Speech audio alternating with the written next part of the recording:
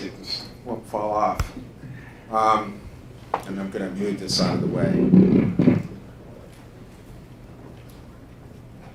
There's so many things that I want to say, and I got to tell you that I woke up at 5 o'clock this morning.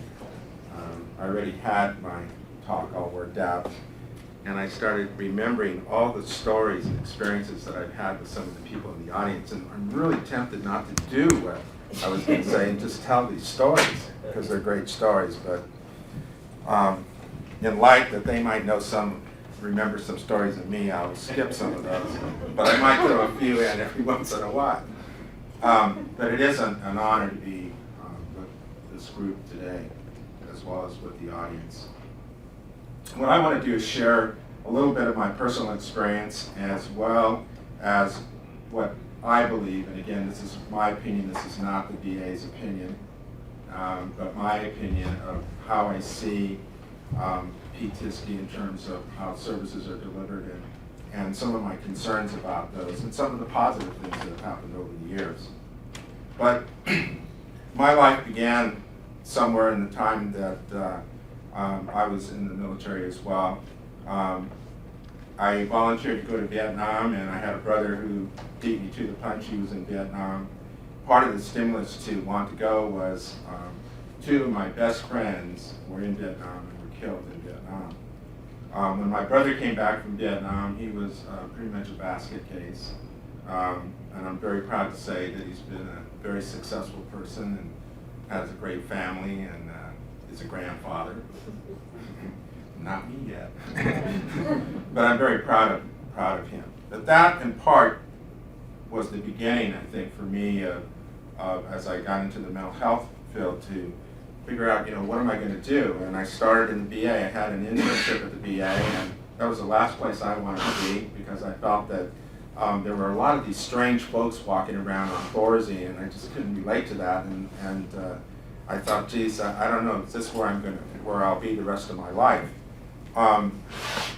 Ironically, I was blessed by having the opportunity, which will sound kind of strange, of being, when you're an intern, you get all the so-called great things to do. You see all the interesting cases. And what happened to me was that I had a psychiatrist that was a mentor and a social worker. This particular psychiatrist was head of the mental health clinic. And at our particular facility, we would get a number of complaints that just seemed to be happening around 1973 about veterans in the Bay Area on the peninsula that were creating problems, and they would call up the hospital and say, this is a veteran, we know it's a veteran, and we want you to do something about it because he's trashing our apartment complex, or he won't get out of our residential hotel, he's threatening us, etc., etc. So we were challenged. I was teamed up with another social worker to go out into the community, and this again is 73, to go out into the community and try to do some kind of intervention. My first experience was similar to, I think, many people who did interventions later down the road, was we weren't welcome. We figured out right away we had the wrong label. It said VA, okay, and it said mental health. So after quickly reconstituting ourselves, we figured out that we needed to go underground, and we did. And so what we did was we assessed what were their real needs. Well, they were having legal problems, a lot of action with the police and the sheriffs. They were having problems with finances. They were having problems with housing. And also, the only problem that even looked like any kind of so-called psychological or social thing had to do with getting reconnected with families. There were a lot of guys that we were running into in these residential hotels that their families had basically told them to leave. So they ended up in these low-rent hotels. So we showed up after our first follow-up. The second one was somewhat successful, but with the wrong era. We went and we said, we'll bring coffee and donuts, and we'll put up a little flyer. We won't say we're from the VA. We won't say we're social workers. We'll just say, are you having problems with money, housing, and legal? We've got everybody in the world to come to that except the Vietnam veterans. So we had all these World War II veterans coming to us, and actually even some women veterans coming to us. But they actually were the link. Believe it or not, they were the link. they resided in the same places, and they sort of, if you will, took these Vietnam veterans in hand and brought them to us by the third time we went out. So we started to see these veterans, and over time, we realized that there were clearly psychological problems, and we kind of knew that, we kind of sensed that, but we weren't sure how to deal with them. We didn't have the textbooks that were written, and like the earliest one in '78. There was nowhere really to turn except that we knew that there was something different about this population. So as it turned out, we were able to convince some of these people to come to the mental health clinic. And myself and another fellow started to see them in what we thought, or we called, individual therapy. I'm not so sure what it was, other than probably social support and allowing them to vent. Ironically, we stumbled onto, at least my experience, because I know around the country, many of us didn't know each other, but they were doing similar things. Like Shad was doing things in LA, and that's like 400 miles away, but we didn't know each other. And I think Art Blank and other people were doing things, and again, we had no way to communicate, at least at that point.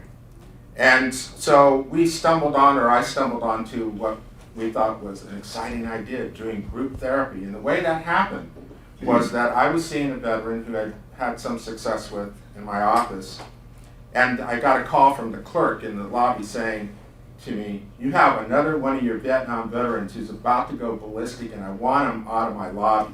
This was a familiar call. I used to get those at least 4 or 5 times a day. And usually what I would do is get rid of the veteran I was working with, tie that case up, and pick up the next one. I couldn't this time because this fellow I had been working with had made many strides, and I needed to finish his paperwork with him because he was about to get employed. Remember, when I was working with these people, some of them were actually only 19 years old. The oldest probably was about 22. So I had no choice. I went and got the fellow in the lobby, brought him in. I introduced him to the other Vietnam veteran in my office and said, "Look, you know," because there was nowhere else for them to go. I said, "If you don't mind, I got to finish with this fellow here, and then we'll get on to helping you." Well, you know, I was a rookie. Big mistake. Never put your desk where you're blocked to get out the door, where you can't get out. These two guys start eyeballing each other, what we used to call your steely-eyed killer look. They started eyeballing each other, and the veteran that I've been working with for about 9 months looked at this guy and says, "It's guys like you who make it bad for guys like me." And I went, "Oh my God. What am I going to do now? I can't get out. There's going to be a battle in here." Well, I just let them have their interchange, and the light bulb went on for me and said, "This is great. This guy who I've been working with for a long time just made a tremendous amount of progress with this new guy who'd only seen once." And I thought, hey, this is economic. Let's do it. Let's do groups. And so we were doing groups in '74. By 1975, we had quite a few veterans coming into the clinic, but we were running into typical problems that other places were running into, where we would want to get somebody admitted they needed to be in a substance abuse program or some kind of psych program, but the veteran would get bounced back and forth. Psychiatry would say, "This guy's too dangerous, he's a drug addict, he belongs with the substance abuse people," and substance abuse people would say, "Yeah, this guy's too crazy, he belongs over in psychiatry." So veterans would stay maybe about 24 hours. I think the longest admission I ever had in those early years was something like about 48 hours. And then it would take forever to get the veteran to come back. He didn't want to come back. By 1977, we were very fortunate. We had a chief of staff where I worked who was also a World War II veteran. And he really, I think, was unwilling publicly maybe to acknowledge that he knew something was wrong with this population.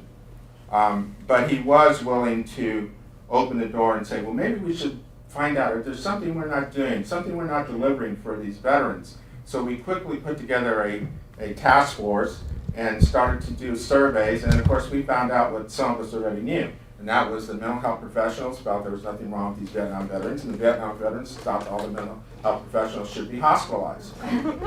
So, and to correct a few people, the first program is actually over 20 years old.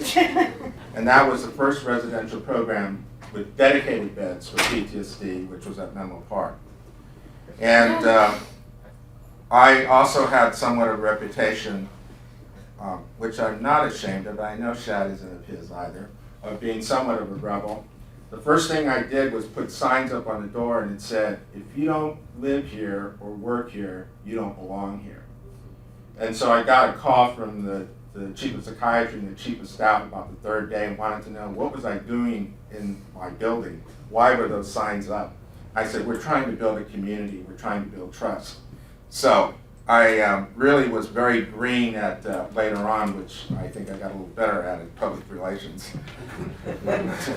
So we didn't really know what we were doing. We had 58 beds to start with, and but what we did, what struck me right away from my community work was that veterans were also citizens. They were also somebody's brother, somebody's cousin, and uncle. And I felt that the VA at that time was not really able to deal with this population in an efficient and effective way.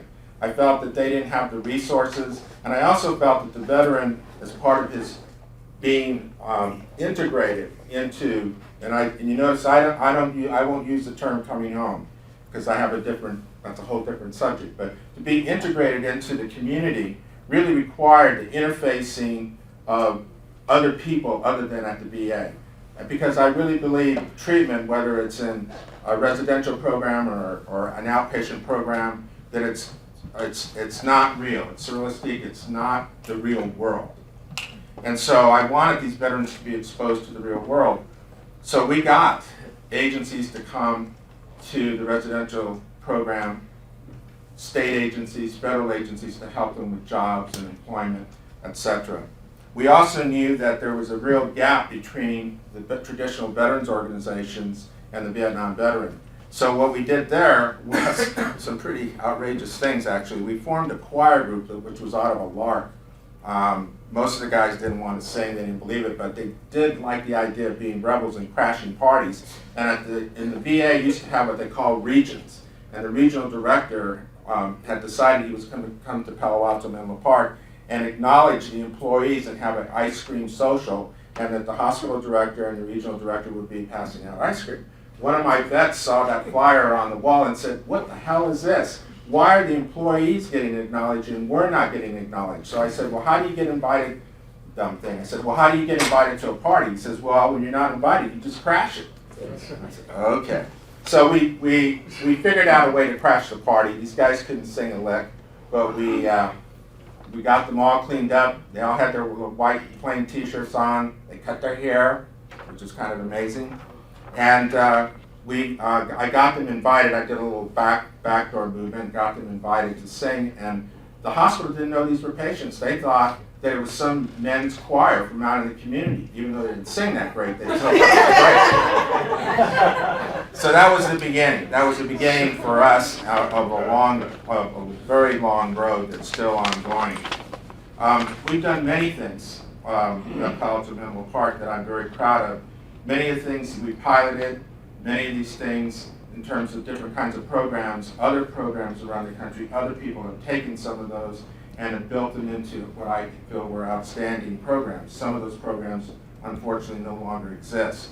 Some of the types of things that we were doing is addressing PTSD and alcohol as a comorbidity before people recognized that it was a comorbidity. We created a transition program, which now DOMs do, the homeless type programs. We had the first one of those type of programs. Brief treatment programs, bringing people in for a short, brief, acute stay, stabilizing and getting back out. We piloted those types of programs. One of the things that we did, regardless of what type of program the individual would end up, the veteran, we always emphasized that he was more than a veteran. By 1982, I think we had learned a few things. We had learned, as had been said earlier, that there was more than just dealing with the Vietnam experience itself, but also looking at what were the predisposed factors. Who was the person who went to Vietnam? Who was really violated and in what way? And that the only way we could really understand that was we needed time with these veterans. We needed more than just 30 days. We needed time to get to know the person. We needed time to get to know the family. We needed time to try to retrieve their military records. And it was in that process that I think we learned so much and the veterans gave so much to us. We worked on diligently. We had staff that were dedicated, that went beyond their 40-hour work week. And our place was not unique. There were many people like that. Some of those people worked in the vet centers, some of those people worked in other programs, some of those people are sitting in this room.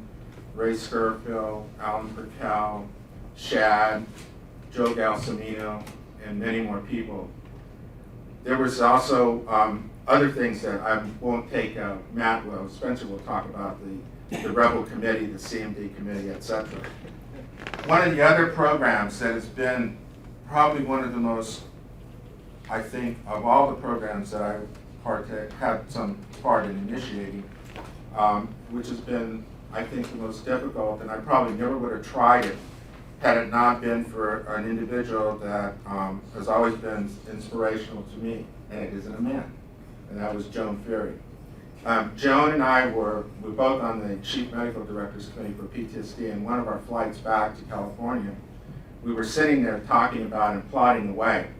Joan was always saying, when is there going to be recognition for women? When is there going to be some sort of really dedicated resources to treating women? So we wrote a proposal, and we worked really hard at selling that proposal, and we had the first women's trauma recovery program in the VA system, and now Joan has taken that and moved that into many other arenas in outpatient, and there's a lot more services for women, but there still needs to be even more to this day. Can we do the overheads? I wanted to just show you where we were, not so much Palo Alto, but where the VA. I want to switch now to the VA in general. There are many different, a variety of programs that have just grown over time. Day hospital programs, evaluation retreatment, which I spoke of already, and what's now called residential rehab programs, which used to be the so-called inpatient programs that had 24-hour staffing and lots of staff.